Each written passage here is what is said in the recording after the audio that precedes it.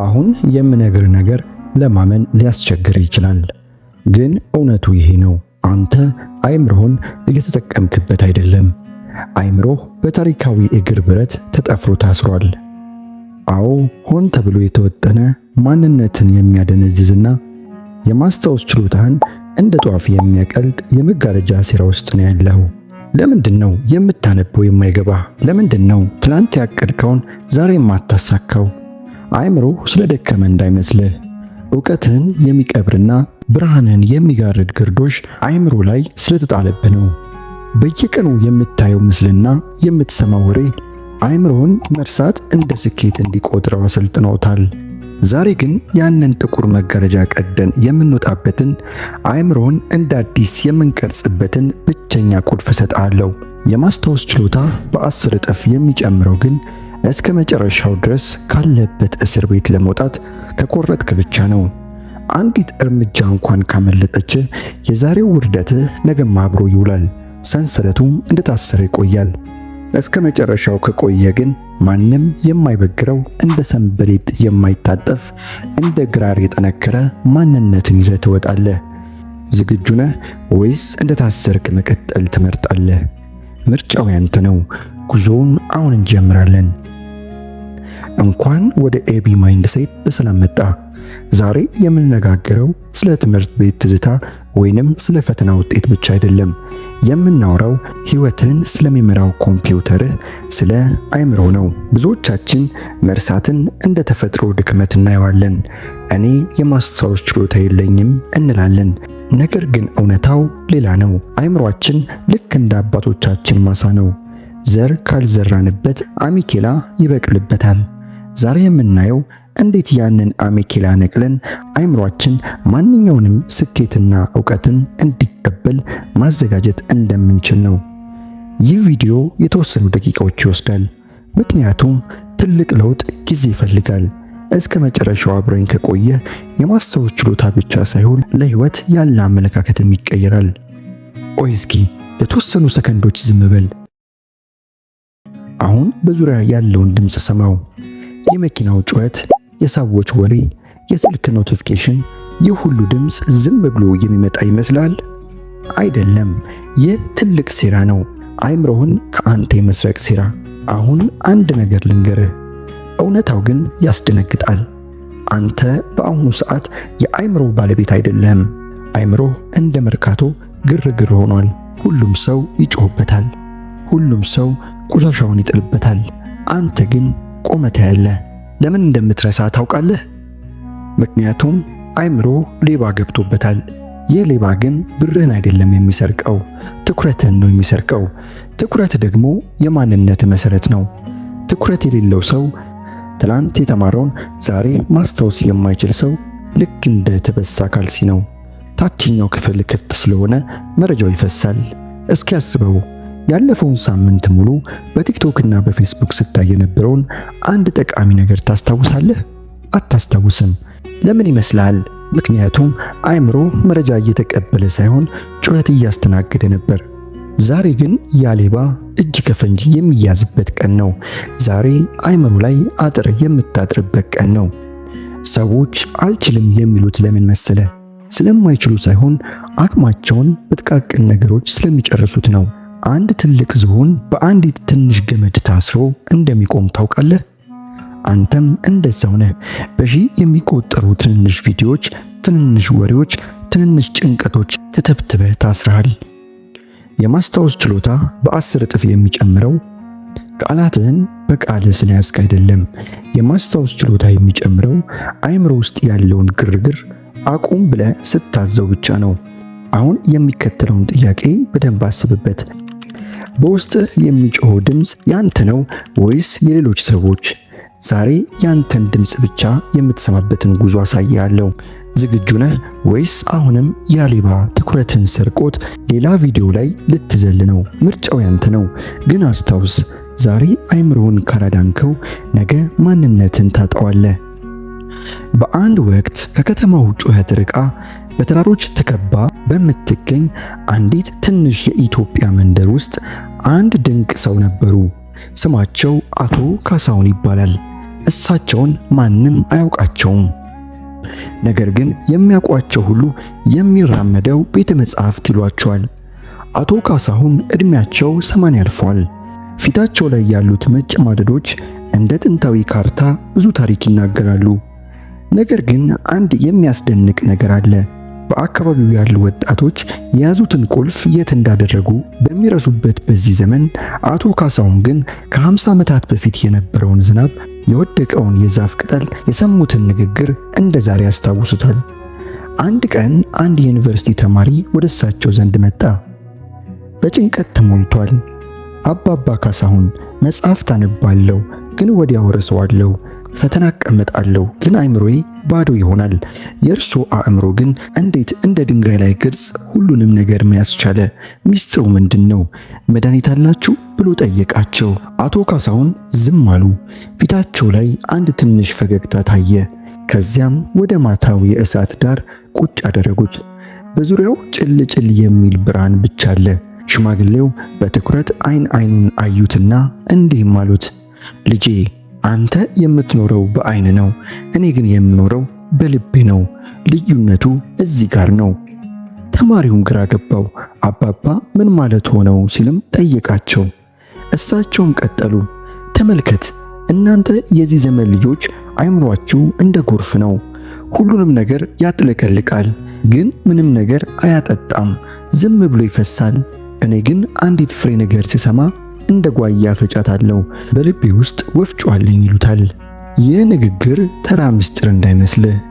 ይህ የማስታወስ ችሎታ በ10 እጥፍ የሚጨምርበት ትልቁ ቁልፍ ነው። አቶ ካሳሁን ያስረዱት ምስጢር እንዲህ ነበር። ልጄ አንተ መረጃን ትሰበስባለህ፣ እኔ ግን መረጃን አሰላስላለሁ። አንተ 1000 መጽሐፍ ታነባለህ፣ እኔ ግን አንዲት ቃል አንብቤ ለ3 ቀን አኝካታለሁ። አይምሮን እንዲያስታውስ ከፈለክ መረጃውን ማስጨነቅ አለብህ። መረጃውን አውጥተህ አውርደህ ካልፈጨኸው አይምሮ እንደ ባዕድ ነገር አውጥቶ ይጥለዋል። አሁን አስብ፣ አቶ ካሳሁን የነገሩት ወፍጮ አንተ አይምሮ ውስጥ አለ ወይስ አይምሮ የመጣው ገብቶ የሚወጣበት ሆኗል? ሰዎች የሚያስታውሱት የሚሰሙትን ሳይሆን የተሰማቸውን ነው። አቶ ካሳሁን ሁሉንም ነገር የሚያስታውሱት መረጃውን ከስሜታቸው ጋር ስላዋዱት ነው። በቃላቸው ስለያዙት ሳይሆን ታሪኩን ስለኖሩት ነው። አሁን የምሰጥ ፈተና አለ። ልክ ይህ ቪዲዮ ሲያልቅ አሁን የሰማውን የአቶ ካሳሁንን ታሪክ ለራስህ ድገመው። ምስሉን፣ እሳቱን፣ ሽማግሌውን በአይን ለማየት ሞክር። እንዲህ ካደረክ አይምሮ ይህ መረጃ አስፈላጊ ነው ብሎ መመዝገብ ይጀምራል። ካላደረከው ግን ልክ እንደ ሌሎቹ ቪዲዮዎች ሁሉ ይህም ይጠፋል። አሁን ወደ ቪዲዮ እጅግ አደገኛና አስገራሚ ክፍል ደርሰናል። አደገኛ ያልኩበት ምክንያት ይህ መንገድ ለሁሉም ሰው ስላልሆነ ነው። ብዙዎቻችሁ እዚህ ጋር ቪዲዮውን አቁማችሁ ትወጣላችሁ። ለምን መሰለ? አይምሮ እውነቱን ስለሚፈራ አሮጌውና ሰነፉ ማንነት አትስማው፣ ይህ ከባድ ነው ብሎ ጆሮ ላይ ስለሚጮብ ነው። ይህ የምነግርህ ሚስጥር ሞንክ ሞድ ይባላል። በአባቶቻችን ቋንቋ ደግሞ ሱባኤ እንደማለት ነው። ለ60 ቀናት ከዓለም ጫጫታ ትሰወራለህ። ለ60 ቀናት ለጓደኞች፣ ለሶሻል ሚዲያ፣ ለከንቱ ወሬ ትሞታለህ። ለምን መሰለ? አንተ አዲስ ተወልዶ እንዲወጣ አሮጌው አንተ መሞት ስላለበት። የማስታወስ ችሎታ በ10 እጥፍ እንዲጨምር የሚያደርጉት 3ቱን ህጎች አስረዳለሁ። አንደኛ፣ የዲጂታል ሰንሰለትን በጥስ። ስልክህ ጓደኛ አይደለም፣ አይምሮን የሚበላ ጥገኛ ተዋሲ ወይም ፓራሳይት ነው። በእነዚህ 60 ቀናት ውስጥ አንድ አስደንጋጭ ነገር እንድታደርግ እፈልጋለሁ። በቀን ውስጥ ለ3 ሰዓታት ስልክን አጥፍተህ ሌላ ክፍል ውስጥ አስቀምጠው። መጀመሪያ ላይ አይምሮ ይጮሃል፣ ይጨነቃል። ምን ተፈጠረ? ምን አመለጠኝ ይልሃል። ያ የጭንቀት ስሜት አይምሮ ከሱስ እየነጻ መሆኑን የሚያሳይ ምልክት ነው። ያኔ ነው አይምሮ ባዶ ቦታ የሚያገኘው። ያኔ ነው ማስታወስ የሚጀምረው። ባዶ በሌለው ብርጭቆ ውስጥ ውሃ መቅዳት እንደማትችል ሁሉ ቲክቶክ በሞላው አይምሮ ውስጥ ጥበብን መቅዳት አትችልም። ሁለተኛ፣ ዘላዘር ፎከስ። አንተ የምታውቀው ብርሃን በየቦታው ተበታትኖ ይውላል። ነገር ግን ያኑ ብርሃን ሰብስበ በአንድ ነጥብ ላይ ብታሳርፈው ሌዘር ይሆናል፣ ብረትንም ይበሳል። አይምሮህም እንዲህ ነው። ከዛሬ ጀምሮ ምግብ ስትበላ ምግብን ብቻ እይ፣ ስትራመድ መንገዱን ብቻ አስተውል፣ መጽሐፍት ስታነብ በየ5 ደቂቃው ስልክን አትመልከት። አይምሮ በአንድ ነገር ላይ ብቻ እንዲያተኩር ስታስገድደው አይምሮ ያንን ነገር እንዳልማዝ ቀርጾ ያስቀምጠዋል። ባለብዙ ስራ ነኝ የምትል ከሆነ አይምሮን ሁሉንም ነገር እርሳ እያልከው እንደሆነም ማወቅ አለብህ። 3ኛ የሌሊቱ ፍርድ። ይህ እጅግ ሚስጥራዊው ክፍል ማታ ልክ ልትተኛ ስትል ጨለማ ውስጥ ሆነ የዛሬውን ውሎህን ከጠዋት እስከ ማታ እንደ ፊልም በአይነ ለማየት ሞክር። ጠዋት ማን ጋር ተገናኘ? ምን ለብሰ ነበር? የሰማው ወሬ ምን ነበር? ይህንን ለ10 ደቂቃ ብቻ ካደረግ ለአይምሮ ይህ መረጃ አስፈላጊ ነው፣ መዝግበው የሚል ትዕዛዝ እየሰጠው ነው። ይህንን ለ60 ቀን ያደረገ ሰው አይምሮ እንደ ሰማይ የጠራ ይሆናል። እነዚህን 60 ቀናት እንደ ማንኛውም ሰው በወሬና በሳቅ ትጨርሳለህ ወይስ እንደ አንድ ጀግና ተሰውረ በሚያስደንቅ የማስታወስ ብቃትና ማንነት ትመለሳለህ? ሰዎች ምን ሆነ ነው የጠፋኸው ብለው ሲጠይቁ ዝም በል፣ መልሱ ያለው ካንተ ለውጥ ጀርባ ነው። 60 ቀን ከባድ ሊመስል ይችላል፣ ግን እስኪ አስበው፣ እድሜ ልክን መርሳትን እንደ በሽታ ተሸክመ ከመኖር 60 ቀን ራስን መግራት አይሻልም? ከዛሬ ጀምሮ ስልኩን ለ3 ሰዓት አጥፍቶ ለማስቀመጥ የሚደፍር ማን አለ? እኔ ደፋር ነኝ ብለህ ኮሜንት ላይ ጻፍ። ይህ ቃል ኪዳን ነው። አሁን ወደ ቪዲዮ እጅግ ረቂቅ ክፍል ደርሰናል። እስካሁን ስለ ቴክኒክ፣ ስለ ስልክና ስለ ታሪክ አውርተናል። አሁን ግን ወደ ውስጥ ልገባ ነው። አይምሮ በባዶ አየር ላይ የተንጠለጠለ ማሽን አይደለም። አይምሮ በስጋና በነፍስ መሃል ያለ ድልድይ ነው። ይህ ድልድይ ከፈረሰ ምንም ያክል ብታነብ፣ ምንም ያክል ብትለፋ የማስታወስ ችሎታ እንደ አሸዋ ላይ ስዕል በትንሽ ንፋስ ይፈርሳል። አይምሮ ቤተ መቅደስ ነው። ብዙዎቻችሁ አይምሮአችሁን እንደ ቆሻሻ መጥያ ትጠቀሙታላችሁ። የምታዩት ነገር መርዛማ ነው። የምትመገቡት ነገር መርዛማ ነው። የምታስቡት ነገር ጨለማ ነው። ከዚያም ቆይታችሁ ለምን የማስታወስ ችሎታ ይደከመ ትላላችሁ። ሚስጥሩ ያለው እዚህ ጋር ነው። የእረፍት ሱባኤ። በእያንዳንዱ ሌሊት አይምሮ ውስጥ ምን እንደሚከናወን ታውቃለህ? ትልቅ የጽዳት ዘመቻ ይካሄዳል። ልክ አንተ ስትተኛ አይምሮ የዛሬውን መረጃ እየለቀመ ወደ ማህደሩ ያስገባቸዋል። መጥፎን ይጥላል፣ ጠቃሚውን ያስቀምጣል። አንተ ግን እንቅልፍን ስትነፍከው አይምሮ ስራውን ሳይጨርስ እንዲነቃ ታደርገዋለህ። በቂ እንቅልፍ የሌለው ሰው አይምሮ እንደተዘባረቀ ቢሮ ነው። የምትፈልገው መረጃ ቢሮ ውስጥ አለ፣ ግን የት እንዳለ አታውቀውም። እስኪ አስብ፣ ዛሬ ጠዋት ስትነቃ አይምሮ ብሩ ነበር ወይስ እንደተደበደበ ሰው ይዛለ? ያ የድካም ስሜት አይምሮ መረጃን ለመቀበል ቦታ የለኝም እያለ መሆኑ ነው። አባቶቻችን በበረሃና በገዳም ሆነው መጽሐፍትን በቃላቸው የሚይዙት ምን በልተው ይመስላል? ቫይታሚን ፍለጋ ፋርማሲ አይሮጡም። አይምሮአቸውን በተፈጥሮ ጥበብ ይገነባሉ። እንደ ማር፣ ቆሎ፣ ተልባና ጥቁር አዝሙድ ያሉ ነገሮች ለኢትዮጵያዊ አይምሮ የተሰጡ ሱፐር ፉዶች ናቸው። በኬሚካል የተበከለ ምግብ አይምሮን ያደነዝዘዋል። አይምሮ ሃይ ዲፊኒሽን እንዲሆን ከፈለክ ለስጋ የምትሰጠውን ምግብ ተጠንቀቅ። አይምሮ ተስፋ ከሌለው መረጃን መያዝ ያቆማል። ለምን መሰለ? ነገ ለውጥ አይመጣም ብሎ ካመነ መረጃን ማስታወስ ለምን አስፈልገው? አንድ ሰው ነገ ፈተና አለብኝ ብሎ ካመነ አይምሮ በንቃት ያነባል። አንተ ግን እኔ መቼም አልቀየርም፣ ሀገር አትቀየርም፣ ስራ አላገኝም ብለህ የምታስብ ከሆነ አይምሮ ሸት ዳውን ያደርጋል። የማስታወስ ችሎታ እጥረት ሳይሆን የተስፋ እጥረት ነው ያለብህ። እምነት ማለት ለወደፊት ዋስትና መስጠት ነው። እለወጣለሁ ብለህ ስታመን አይምሮ ለውጡን የሚረዱ መረጃዎችን ሁሉ እንደ ማግኔት ይስባል። አንድ ጥያቄ ልጠይቅህ። በውስጥ ያለው ድምፅ ትችላለህ ነው ወይስ አትችልም ነው የሚልህ? አሁን ይህንን እውነት ተቀበል። አይምሮ የሚታዘዘው ለልብ ነው።